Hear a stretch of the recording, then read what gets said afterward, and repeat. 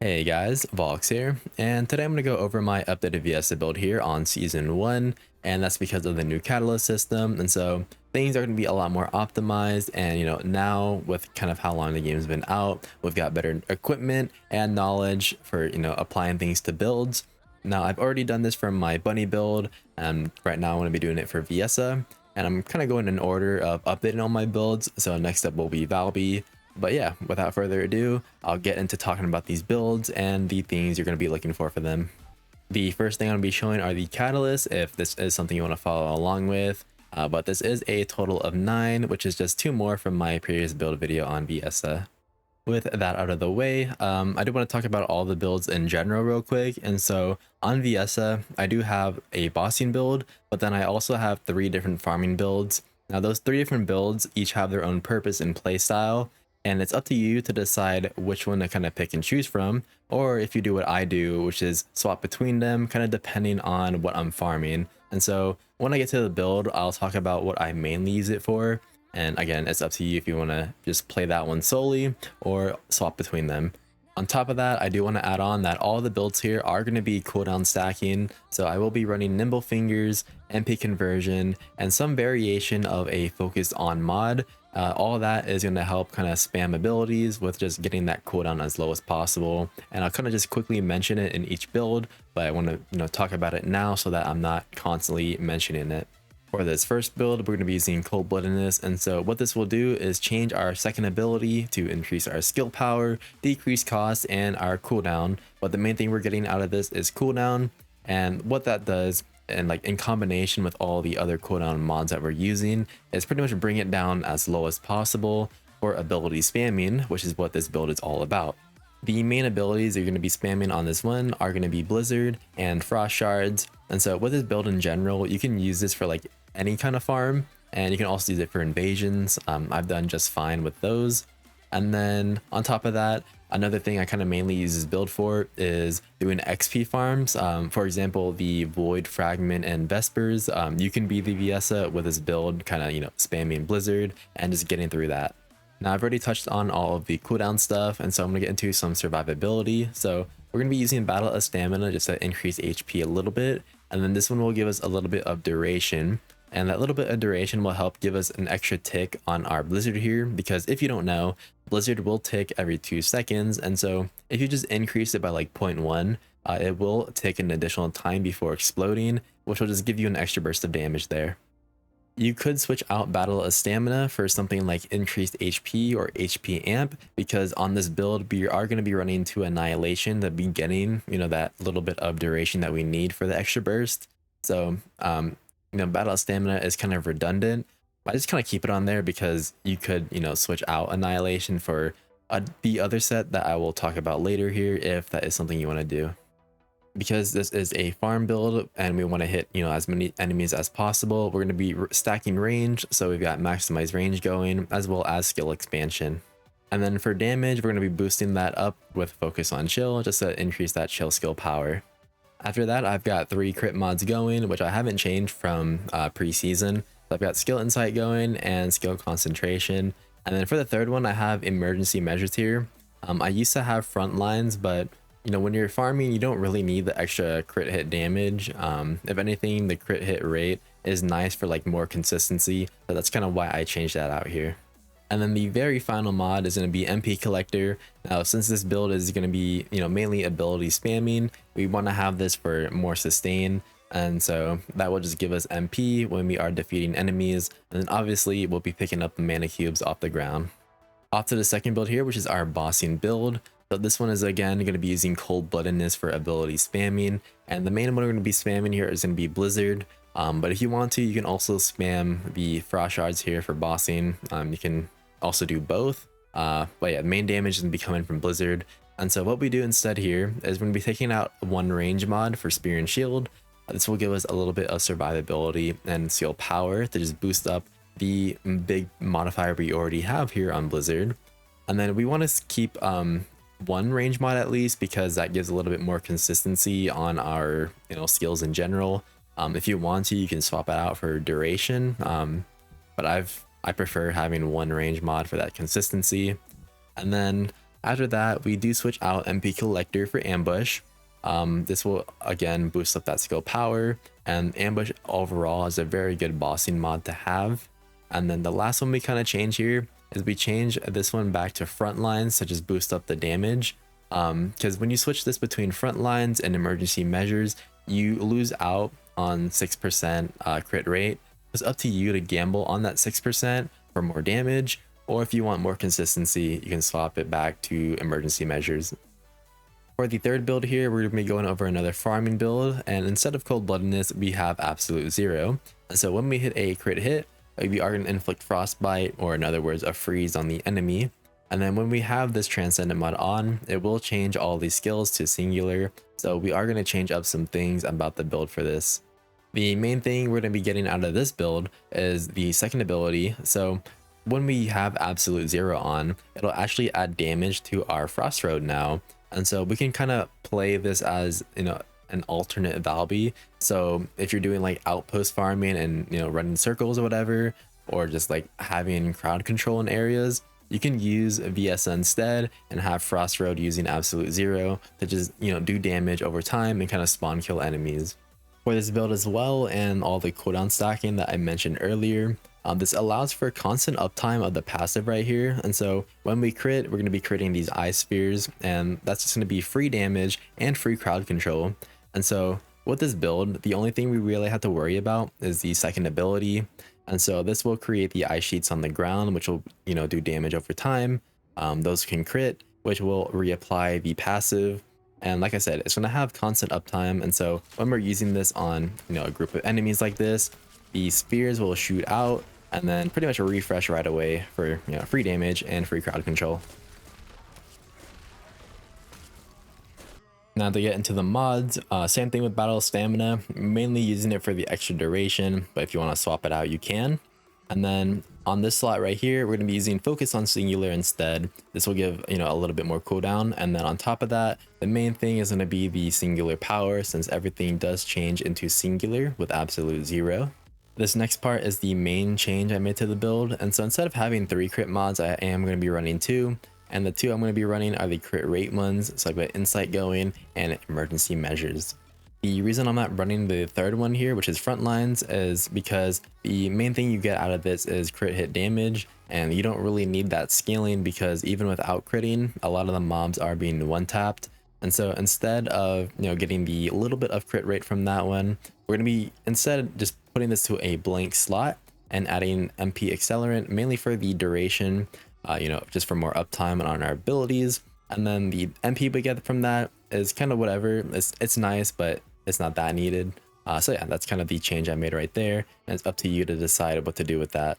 As for the final mod here, again, this is your choice, but I'm running Ambush because even when you're targeted for whatever reason, like even in preseason and now, you still kind of do bonus damage, and it might be because of the snapshotting with the ability, but you might as well just run Ambush for the free damage. So that's what I've got going right now. But if you want like more sustain, which I don't think is needed for the build, you can easily swap it out for MP Collector. Finally, for the last farming build is a Cold Snap Watch build. And so I did touch on this one a little bit in my first video, but because of, you know, the catalyst system during preseason, I couldn't really optimize the build, but, you know, now I can. So I'll kind of go into a little bit more detail of, you know, the changes I made with this one. So on this build, we'll be using Cold Snap Watch, and what that does is changes the third ability right here to, instead of, you know, having instant damage, it will do the instant damage, but then also have a dot kind of linger on the ground for more crowd control.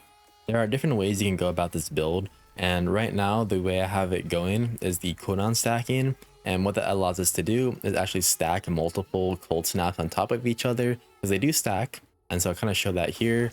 And when you look at the damage numbers, it will, like, you know, speed up with more stacking of the ability. The other way to go about this build is not cooldown stacking and actually adding a little bit more duration. And so instead of having to cooldown here, you can take one off and put an R right there and replace that for duration. So what that will do is pretty much have nearly a 1-to-1, you know, cooldown duration ratio with the ability. So this is what I would kind of say lazy farming. So you can kind of just sit back and relax and pretty much spam the ability on, cooldown. So you can have the, constant uptime going and pretty much locking down a whole area with that. And I'll kind of just show a clip of, that going on. Anyways, back to kind of the main build here. Since it is, another farming build, we do want to have, increased range. So we got the 2 range mods going, and then we are going to be taking off the, crit mods. And so instead of that, we're going to be taking this slot here and changing it to an X so that we can change it to focus on fusion. This will give, cooldown, but the main thing is that fusion power modifier for the 3rd ability, which is a fusion skill. So that will just boost the damage on that. As I mentioned earlier, we're going to be using ambush for the extra damage, and then since we are applying the skill on the ground and pretty much spawn killing enemies, regardless, we're going to be getting this to proc. And then for just extra sustain, we're going to be using MP Collector. And then the last crit mod we're replacing is going to be this one for Glacial Sink, just to have a little bit of more chill skill power. Now I can talk about the reactors for each build, and so for each one you obviously want to have a chill reactor. And then for this first farming build with Cold-Bloodedness, you have options, so you can do cooldown and range, or you can do like cooldown and some kind of damage one, which would be either chill, tech, or fusion. I'd probably lean more towards fusion because her tech skill or her blizzard already does a lot of damage, so you kind of wanted to boost up the other ones just to kind of get the max out of those. But you want to get cooldown for sure, because what that allows us to do in the cold-blooded state right here is max out the cooldown on all of our skills. So that pretty much allows for back-to-back spamming, like with no problem at all. As for range, this will fill the gap from you hitting the absolute max range you can get on all the abilities, or you can switch that out for, any of the damage ones I mentioned earlier, just to, boost up that damage. For the bossing reactor, you're going to be getting a tech reactor, because for bossing, the main ability you're going to kind of be doing damage with is your blizzard, which is a tech skill. And then the substats you want are going to be crit hit damage and colossus damage, just to scale that up as much as possible. I don't have that right now. This is just the best one I've gotten so far. Now, as for the mounting, you want to get a Secret Garden mounting and probably use Secret Garden. It's not like necessary, but what's nice about Secret Garden is the ability, because the whole reason I kind of built this up in the first place was for Viessa. And that's because when you're using the tech skill, so her blizzard, you have a chance to trigger pest control, which can increase skill power and firearm attack for when you're shooting kind of in between blizzard and its cooldown. For the absolute zero build, since all the abilities are going to be changing into a singular, you're going to want a singular reactor. I just currently don't have one, but you for sure want to get cooldown, because like I talked about earlier, you want to have uptime on the passive, so that is, it's constantly going off. You're getting that free damage and crowd control. And then after that, you can get something like duration to just have, increased duration on all the skills for better crowd control. Or you can be going for, a damage boost like chill or singular. And for the last one, which uses, cold snap watch, you can pretty much use the same reactor as the first one with cold-bloodedness. There isn't really anything crazy with that. So, cooldown in range, cooldown in damage, whatever, up to you to decide with that. For my components on all of the farming builds, I'm going to be using 2 Polar Knight to boost up chill skill power, and then 2 Annihilation for that duration. That's just going to help, have more uptime on our abilities. And then like I mentioned earlier with the blizzard skill, if you have Annihilation, that'll help, have another tick for, burst damage. One more thing you can do for specifically the absolute zero build is run a full Polar Knight set if you wanted to. I really don't think it's needed, because most enemies are going to get one tapped anyway. And then the problem with this 4-piece set is that it is a proc set, so you have that 30% chance for it to actually work. So I don't really think it's that reliable, so I feel like it's better just run a 2-2 right here. And then for the stats, you just want the max stats going, as well as the MP recoveries. One more thing I want to mention that you can do is, instead of having this 2-2, you could just have a full farming set, which I sometimes swap to, kind of like depends on what I'm doing. And so I do have a full farming set of Annihilation going here. So, again, depending on what I'm doing, I will swap to that, because losing out on, the skill power and stuff, it's not, it's not that drastic. You're still going to be like one tapping mobs. So that is an option for, again, min-maxing farming. Now from the components I use for bossing, pretty simple. It's just full Slayer, and the main thing you're getting out of this is that skill power increase. And then again, you just want the max stats and then the MP recoveries there. For the weapons on this build and kind of like Viessa in general, the main one I'm going to be using is Secret Garden. I kind of touched on it already with like the special ability, and it's kind of the whole reason I built up this weapon in the first place, like a month or so ago, like however long it was. But yeah, the build hasn't changed with the video I have out now. I'll kind of just show a little sneak peek of it if you want to copy it, but I have like a full explanation stuff already about it. As for other weapons for Viessa, you could also use Clairvoyance, but the problem with this right now is that it's a beam rifle, and beam rifles right now are not the greatest thing. And then on top of that, the special ability for Clairvoyance isn't that good. Maybe it'll be good like later down the road, kind of stacking chill debuffs with the upcoming scout rifle, but right now just focusing purely on the Clairvoyance.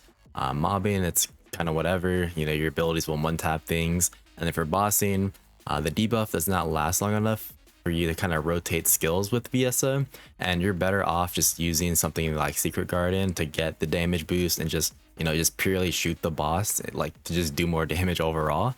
And then for mobbing, simple thing, you can always use Thunder Cage. It's pretty much the king of mobbing right now for weapons. But yeah, those are just options for Viessa and the weapons you can use. Finally, for my Inversion Reinforcement, I've got the first one on Hunt, second one Recovery, and then for Survival, I swapped this one based off the current Invasion, just for the extra damage reduction.